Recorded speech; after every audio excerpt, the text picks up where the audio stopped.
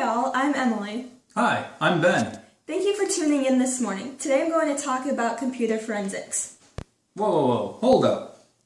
What's this thing you call computer forensics? Computer forensics is a process of collecting, analyzing, and reporting on all types of digital data. That data can then be used in the detection and prevention of a crime and dispute where evidence is digitally stored. It is also an information security branch of law enforcement. Thank you for the very specific definition, Emily. What types of duties or responsibilities do computer forensics examiners have? Usually these examiners conduct examinations on digital devices to find evidence through on-site or lab searches. They also need to be able to advise on the availability and reliability of the potential evidence found. Some will also conduct interviews or gather statements that relate to the evidence found. Occasionally they will train other investigators so they can all stay up to date on current events and tools involved in the industry. So if someone was to get interested in computer forensics, let's say, what type of education would they need? A degree in forensics, cybersecurity, or information security should do the trick. However, the higher the degree, the further your career can advance. Some certifications that can help you in your job include the Certified Information Systems Security Professional, or the CISSP, and the Certified Computer Examiner, also known as the CCE.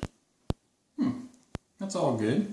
What schools offer these types of degrees? Good question. Champlain College and the University of Central Florida are two of the top schools for computer forensics. Okay, what about? Oh, sorry, it's time for us to take a break. And now, an update from Emily'sCareerService.com. Did you know that computer forensic examiners earn between $40,000 and $120,000 a year? This full-time job has a median salary of $80,000. Hashtag you gotta know the facts. Welcome back, everyone. Can I ask you a question now? Sure. Have you heard of the BTK killer case? I have, and that's actually what our next topic is on. Dennis Rader, otherwise known as the BTK killer, killed multiple people from 1974 to 1991 in the Wichita area. All of his victims were stalked previously to getting killed, and all of them were either killed through strangulation, stabbing, or hanging. Wow. How did he manage all that and not get caught? Before each victim was killed, he would send a letter to the police or a news source saying who he was going to kill and on what day specifically. However, he signed the letters as the BTK killer. Only two of the victims were not killed on the day he specified. After the job was completed, in his eyes, he would send lawyers claiming responsibility. Could they not arrest him on that alone? No, because the police did not have enough evidence to prove he actually committed the crimes. The only evidence they had was DNA from underneath one of the victim's fingernails. Also, at the time of the murders happened, the name of the perpetrator was not known. Well, how did they catch him then? It wasn't until February of 2005 that the identity of the BTK killer was figured out. He sent in a floppy disk to one of Fox TV affiliate KSAS-TV. Well, let me guess. They then brought in a computer forensics examiner. You would be correct.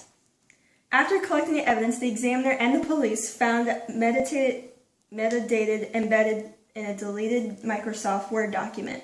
The document was last edited by Dennis Rader. One of the police found out this information and they went to his house and found a Jeep Cherokee in the driveway. So how was a Jeep Cherokee relevant? In an early investigation, there was surveillance found on him getting into a Jeep Cherokee. Was that the final evidence that put him away then? Remember the evidence I mentioned earlier? DNA from the daughter's pap smear was a familiar match to the DNA under the victim's fingernails. Everything combined was enough evidence to put Rader behind bars. He was charged with 10 counts of first-degree murder. His sentence was 10 consecutive life sentences and would be eligible for parole in 2180. So, Emily, going back to the floppy disk in the case you just described, what would have been the process that would have been used to get the information off the disk? Once the evidence was collected and a system description was complete, there would be a data recovery. In our case, the data recovery was the Word document. After completing a data recovery, the data or evidence would have been analyzed and a report would have been written. So are there any tests or other programs that would typically be completed? It depends on the case and what is being searched for. EnCase is a program that a lot of computer forensic examiners use to store information until it is analyzed. The program will not damage the evidence and it can be saved so it can be viewed at a later time. Besides EnCase, there are multiple programs that might suit someone's needs better, so it's better to use more programs than not enough in case something gets dismissed in court.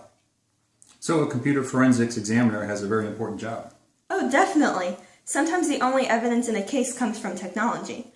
In the case we looked at, the floppy disk helped the police get the name of the suspect. 30 seconds. Well, I guess that's all the time we have for you today. So thank you all for tuning in, and remember to look into computer forensics as a possible career.